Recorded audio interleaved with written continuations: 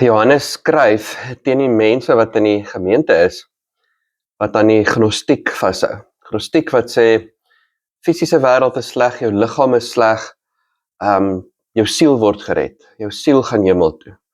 Wat jy doen, maak nie saak nie, jou liggaam is in elk geval sleg, is in elk geval vol sonde, so alles hier is in elk geval sonde, so moenie worry oor sonde nie, solank jou siel gered word, solank jou siel hemel toe gaan. En hy begin om te sê, maar dis nie waar nie.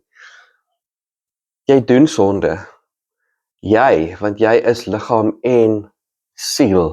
Hou op om sonde te doen, begin om reg te lewe. Jy kan nie sê wat jy met jou liggaam doen, maak nie saak nie. Jy kan nie sê ek kan maar lewe soos wat ek wil, solank my siel hemel toe gaan, as ek okay nie. Want God het juist mens geword, vir jou te wys hoe lyk 'n ware mens lewe.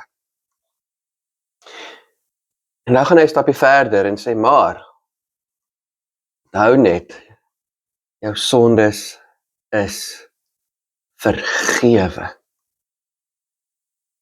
Jy doen sondes, maar is vergewe. En daarom kan jy reg lewe. Daarom kan jy fokus om reg te lewe. Want jy lewe nie reg, sodat jou sondes vergewe sal word nie. Jou sondes is vergewe, sodat jy kan reg lewe.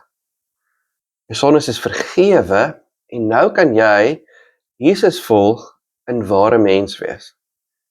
In lewe in die lig. In 'n ware goeie lewe, in wys vir die wêreld wie God is.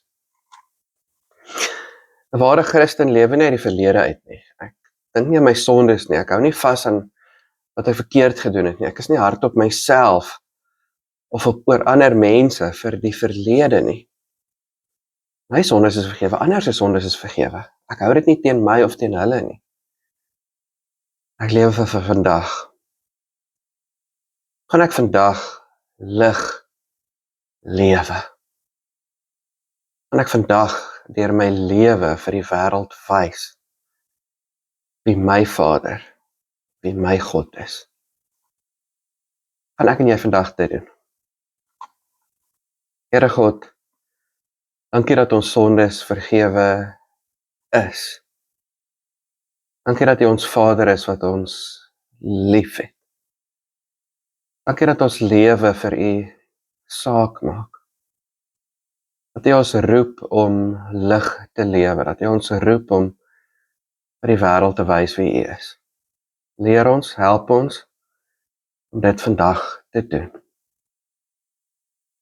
Amen.